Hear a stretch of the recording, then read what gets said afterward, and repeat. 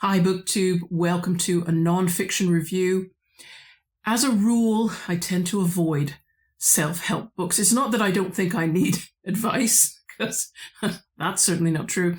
Just that I find that self-help books, very often, their expected audience are the people who are already best placed to help themselves.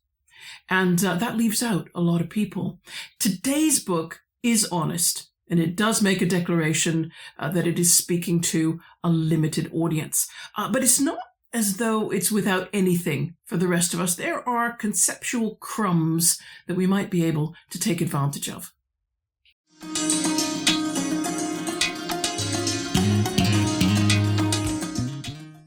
Today we're reviewing Slow Productivity, The Lost Art of Accomplishment Without Burnout by Cal Newport, published in 2024.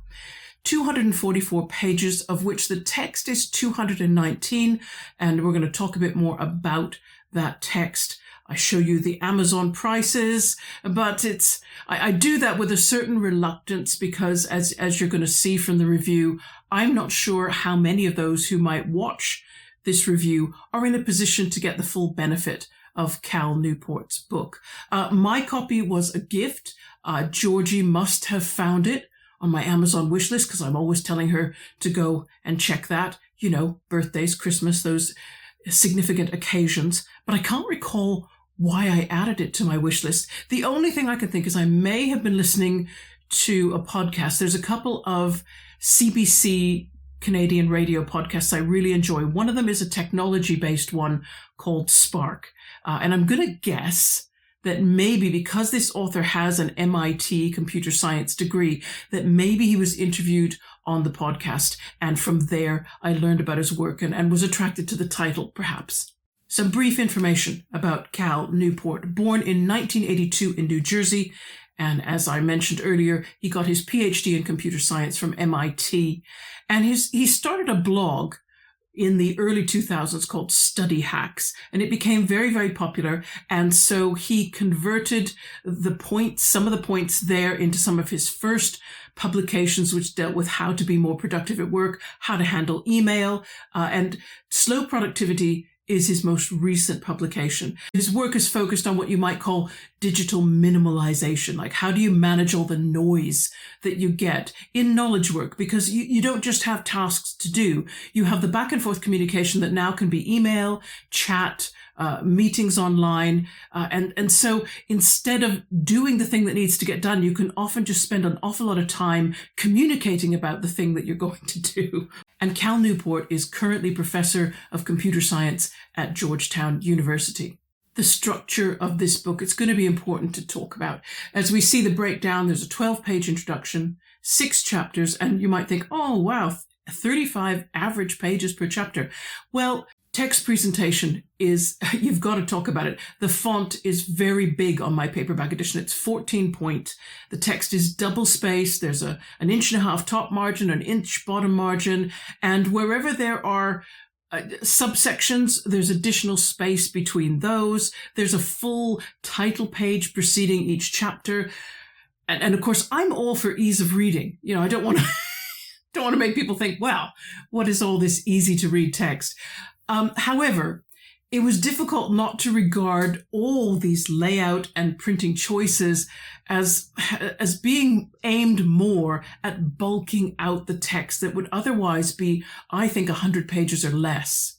Cal Newport has 3 principles to expound, and you're going to find these spelled out on the back cover of the book, or if you go to the Amazon write-up, they'll show you all 3 of them. So you kind of get that without having to make a purchase. So what the text is adding to those 3 principles are suggestions for concrete application of them to your job, and also anecdotes which they're partly for inspiration because sometimes they don't quite link with the job as such, but sometimes they do. Sometimes they're directly supporting his practical application suggestions.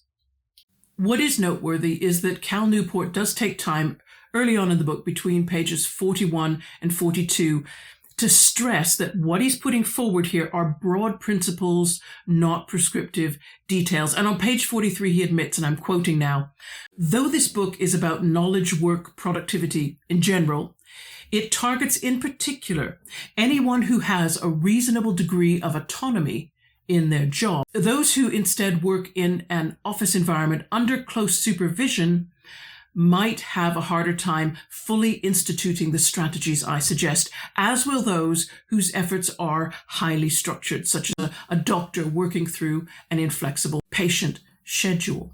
Now, what does he mean by knowledge work? He means those for whom your work is mainly carried out by typing on a laptop. And that's about it. You're not having to do something with your hands like a surgeon might, or someone who is moving furniture, or, there's no actual hands-on work to be done except your hands on the keyboard, and you are making data, interpreting data, coming up with an idea. Everything is conceptual and intellectual in one way or another. So he includes accountants. So he includes kind of what I do as a credit controller. And in my particular case, I found that the ability that I have to implement Newport's principles at work is limited. It exists, okay, but it was almost micro. That doesn't mean that I found the book unhelpful. It just means that what I could take away and use didn't and wouldn't revolutionize my job. But it did help in the reduction of that feeling of being over-needed and overwhelmed by digital incoming information. And I'm also bearing in mind Newport's principles in my after-work life, because I think they can work there as well, particularly how I read and prepare booktube content, for example. If I come up with any good pointers, then I will share them. They won't be part of this review, but should I think of some of them later on, I'll refer back to Cal Newport's book. For the summary part, I'm going to talk through the 3 principles and also then get down to a little nitty-gritty of what is recommended in each section. And we'll start with point number 1. So here you are. Because I know that these points are offered free of charge on the internet, I'm going to give them to you as well. The first one is do fewer things. That's principle number 1. And it's interesting that half of the book is given over to just expounding this one point. Newport describes how the pandemic moved knowledge workers into their homes, invisible, but it also provided them with all these communication tools. I use Microsoft Teams, but he mentioned some other product that I've never heard of. It wasn't Zoom either. I'm sorry that I can't remember the name of the software. You will probably be thinking of it. But those softwares that allow you to chat electronically with all your colleagues, sometimes with external contacts, and also receive and make calls. And he said these combined with email are creating what he calls a frenzied dance of electronic busyness, which I can identify with. Yeah, these tools continue to be used, even though work has, in a lot of people's cases, moved back to the office at least part-time. And that creates almost 3 different kinds of busyness, because in addition to your email, your chat, and electronic calls, you can still have now people coming up to you face to face in your physical office. So a lot of our time is spent really just receiving and sending information until we have enough clear instructions to begin to do an action. And he feels that this is inefficient. So most of his anecdotes are backing up this exhortation to try and scale down how much you are doing. And usually that's in reaction to communications about the thing to be done rather than doing the thing, whatever it is. And again, I have to say that the examples of people that he brings as, here's some people who tried to do fewer things and here's what they did. These people are almost exclusively wholly in charge of their own work. That is, they're not taking instructions or scheduling from others who are higher up in an organizational structure within a company. So that's a bit of a downer, because I think a lot of people work under supervision in one way or another, with targets to meet and so on. And maybe those targets are even daily or hourly. And that can interfere with your ability to manage your work, to be free in terms of how you react to things or when you react to things. But he did suggest a couple of techniques that I thought, interesting. For example, he said, if you want uninterrupted working time, block it out in your calendar as if you had a meeting for an hour or 2. And that way, people will see that, Microsoft Teams, for example, will show people when you're in a meeting or on a call. And so people are less likely to interrupt you or to expect you to be looking at emails and replying to them during that time. I thought that was interesting, and that might be useful, possibly. But again, not everybody can do that. Not everybody can take charge of their calendar like that. There may be people who are exceptions to, for whom you might need to move meetings or change, So I know that this isn't always workable, and it won't always be workable for me, but it might be workable occasionally. There was also an interesting scenario, and this related more to laboratory work. He was talking about a laboratory that did genetic testing of various kinds, and there were stages in that testing and different teams doing the different stages of testing. And he talked about how they changed the way they worked. That is, previously what would happen was the stage 1 laboratory technicians would do their part of the work. Then they'd push through all those finished tasks to stage 2. Stage 2 would do their bit, push on to stage 3. The problem was there were certain stages that by their very nature needed more time. And so what you ended up with was work bottlenecks, which caused stress to that team who were doing the most time-consuming work, because not only did they have the most time-consuming work, but they had the biggest backlog of work waiting to do. And so what the company did was shift things slightly. They said, let's not be pushing work at people. Let's let people pull work in. So effectively, when, let's say, the stage 1 technicians finished their work, they did not push that through to stage 2. What they did was their finished work went into a holding set. And from that holding set, stage 2 could draw work down. It allowed the management to see where is there a work backlog. It wasn't just that it sat with team 2, because team 2 would probably be working on some things. The holding set meant this is work that at the moment isn't being taken on yet. And what they were able to do for the team 2, who had the most time-consuming work, was ask people from teams 1 or 3 if they had then extra people. If they were getting through their work all right, they often put people from teams 1 and 3 onto the work that group 2 was doing. And so they were pulling from that holding set of work waiting to be done. And so Newport suggests, why don't you conceptually do the same thing? Don't think of all the work, all the emails in your inbox as being yours. Think of them as a holding set that you can draw down from. And he said, so your to-do list is what you've drawn down, and that's what you focus on and what you work on. And again, I could see, I could try to do that sometimes. So if I have 100 unread emails, I don't see all of those as needing to be done. I pull down 5 of them and say, okay, this is what I'm working on right now. When I'm done these 5, I will pull another 5 from the holding set of the 100. It has drawbacks because you might need to look through all your emails, all 100, to find the ones that are time sensitive, for example. Everybody's job is so different, or the ones that come from people that you must reply to quickly just because of who they are. We all work in organizations like that. I don't know if you could have an inbox rule that would keep emails from coming into your inbox until you're ready for them. I don't know. Again, I could see that having disadvantages in certain kinds of jobs, but I still thought, I might be able to do something like this sometimes. Whether doing something about it sometimes really makes more difference than doing nothing at all, I think I'm going to have to come back to you on that one. Let's go on to point number 2. Point number 2, so we've had do fewer things. Point 2 is work at a natural pace. And what Cal Newport focuses on here is a study done in 2019 by Mark Dyble, who is with the University of Cambridge Archeology Department. And he put an article that appeared in the journal Nature Human Behaviour, and there'll be a full citation in my description box if you want to go look at the paper, if you have access to that paper.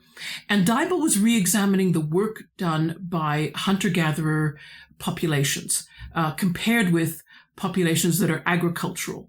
And so he used the Agta communities in the Philippines. They are one of many groups that are, I think they come under a broader designation of Negrita, and tend to be in the mountain areas of Luzon, northern Luzon, but also western Luzon.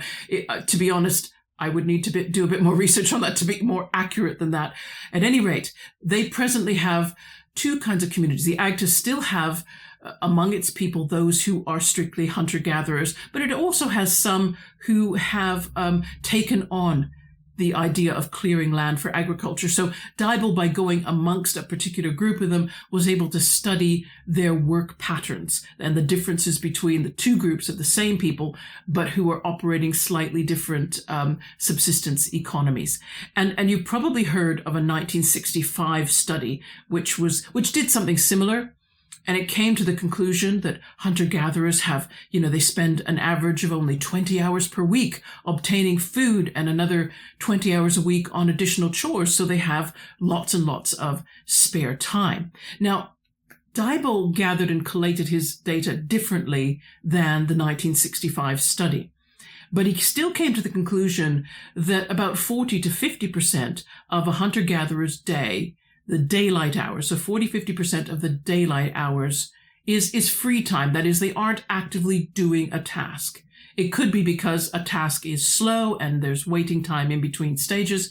There are different definitions. And again, you'd need to look at the paper to get a closer idea of what exactly did he look at and what did he find specifically. What Cal Newport is taking away from all this is that hunter-gatherers work differently than agricultural laborers. That is, hunter-gatherers tend to work episodically and at different times of the day or at unusual times. So there's lots of spaces in between what they do. Whereas with agricultural work, if you contrast it, and we probably all know this, there is a continuous amount of work on most days. And in certain seasons, there's a very high intensity of continuous work.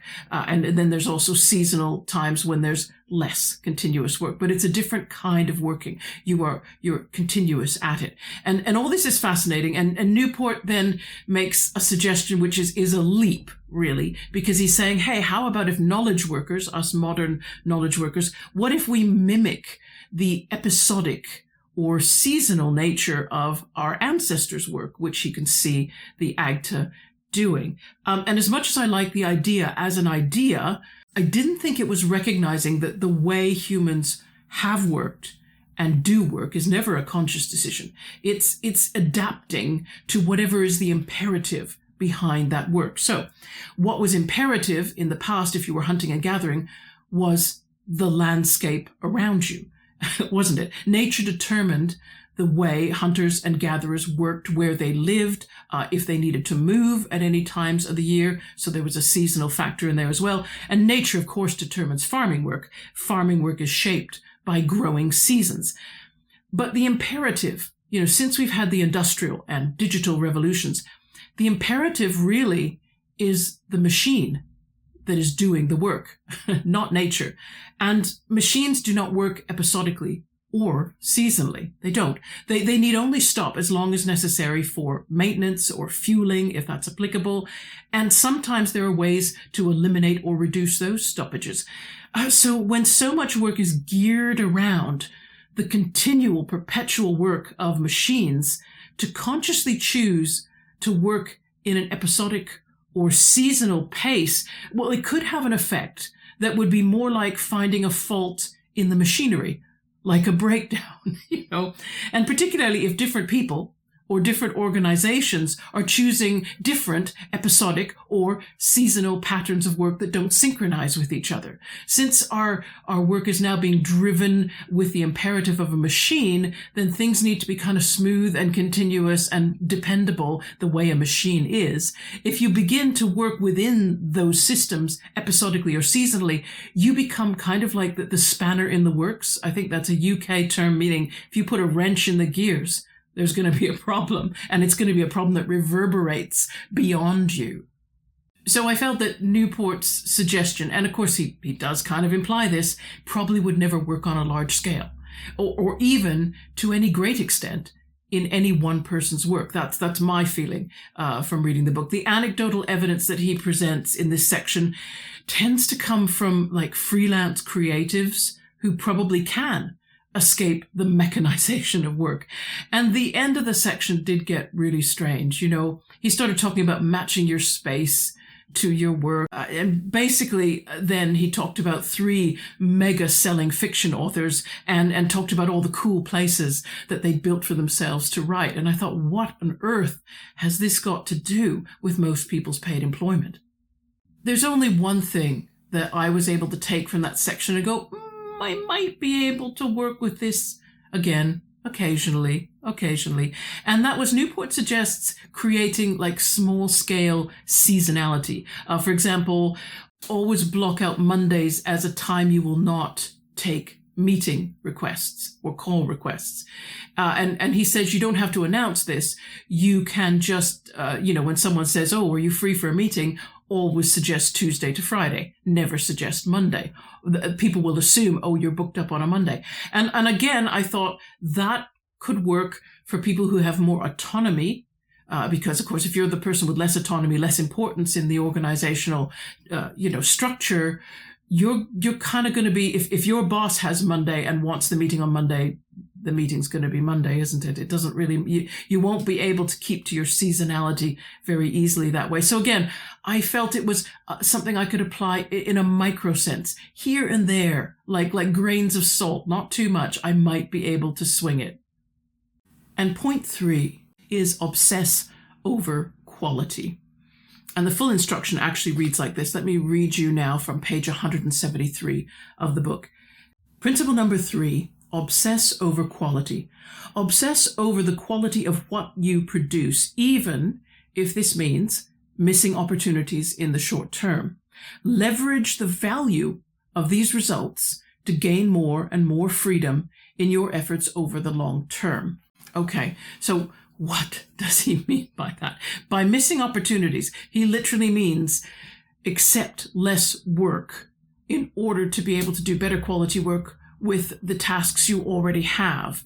And again, this shows that Newport's expected audience are highly autonomous and also highly in demand, because otherwise, if you weren't also highly in demand for the work that you did, then turning down work would probably be to a disadvantage if you were running your own business. That's a good way to make customers go elsewhere and stay elsewhere. And also, that it's talking about people whose work is in high demand as well as being autonomous, because when he says leverage the value of those results, what he means is, and he explains it with an anecdote, is charge twice as much for your services so that you can do half as much work but still make the same salary annually. And again, Newport uses an example of a freelance web designer who was, again, in high demand. His work had been so admired and so award-winning that people wanted his work. And I thought, yeah, that's probably the one situation where you have some leverage about how much work you take in without doing yourself and your business any long-term damage. But other than that, I don't know. Work that is in high demand requires skills that not many people have.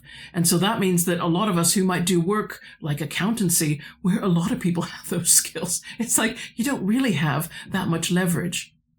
Sorry about the light. I had beautiful natural light coming in from this direction from the window, and it's now clouded over and is raining cats and dogs out there. So it's a little bit shadowy. Right. Rabbit hole time. I think you can probably see now how rarefied it is to have the kind of working life where you could put into practice Cal Newport's principles in a big way, if at all. And I could understand if by this point, if not sooner, you've already made up your mind to go, well, that book is not for me. I won't be buying that. And I'm saying one thing which isn't so much a defense of the book, and it's certainly not trying to change your mind about buying it. I don't think anybody actually needs to buy this book. That's a really radical thing to say. There isn't much to read in it anyway. However, the 3 principles, right? Do fewer things, work at a natural pace, obsess over quality. I think intuitively we know that, yes, it would be wonderful if we actually could work that way in all our jobs, right? Okay, so we kind of know that intuitively. And most of us, however, we don't really have much hope of making structural permanent adjustments to the way we work to really make a change. Because a lot of us do function like parts of a machine, or our days are shaped by other people or other factors. But I don't think that means that we need to give up completely on the principles themselves. And let me talk about like one thing that I did, just one thing. I work from home, right? So I've got an office that is, it's another room in my home, which I can close off. So I can enter it and shut the door, exit and shut the door, etc. And the pace that I work at can get extremely frantic. It can be high volume with constrained time limits coming together. It was easy for me to forget to take breaks. And it's also easy to get very tense and frustrated and to suffer all the physiological symptoms of that stress and to lose sight, because of all that, of what matters, because the work is changing its shape constantly. So after reading Cal Newport's book, I decided that the least I could do, how I could apply his suggestion for doing more episodic or seasonal working, was to seize more opportunities for short breaks, enforce some short little breaks. I usually manage a lunch break, and I've managed an afternoon break, but I wasn't often taking a break in the morning. And so what I did was I set up an alarm so that at 10:30, I get an alarm on my mobile phone. And what I've been doing is I've just been stopping whatever I've been doing if I can. Sometimes, I'm on a call, in a meeting, I can't. If that happens, I try to take a break immediately after that meeting or call ends.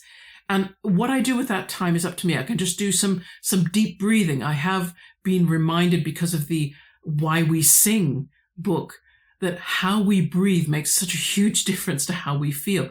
So I often take that break just to move away from the room, shut the door, and just do some deep breathing for 30 seconds to a minute even makes a big difference right away. It just settles the brain down if it's been jangled by all this, incoming stimulation that you can't entirely humanly respond to as quickly as it can come at you. I'll just look out the window sometimes. I'll just take a walk through the house and come back into the room. It will be very, very short.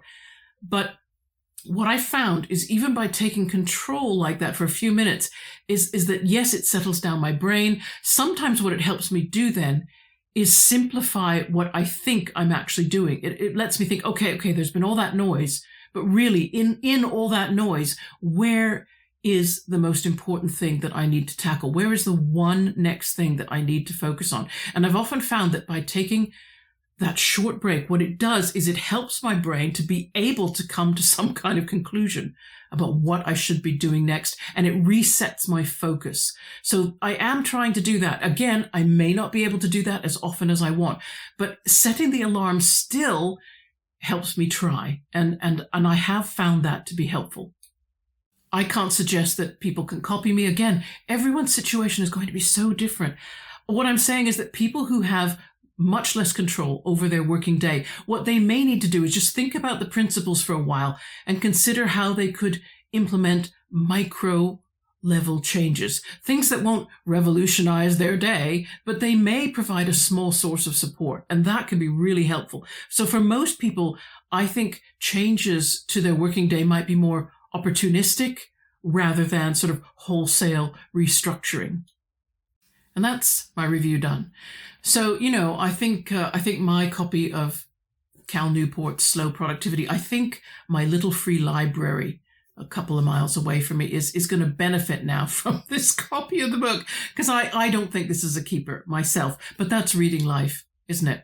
Okay, everybody, I'm going to be back again at the weekend, and you're going to get a Middlemarch meditation. Now, I've misread my calendar, haven't I? Because really, I should have done a meditation this last Sunday, and then this coming Sunday to fulfill my usual requirement. So I'm trying to figure it out now. Is it too late to fit in? I can't fit in 2 episodes within March, I don't think. I know March ends in the middle of the week, but I don't know if I'll be able to get 2 meditations out within March. Maybe what I'll do is one this Sunday and one the following Sunday, even though that will be Easter. I believe Easter weekend. I'll let you know how it works out. You'll get advance warning of what's happening, of course. In the meantime, everybody, have good reading, have a good working day, whatever it is that you do for work, and take care of yourselves, however you can manage that. Bye-bye.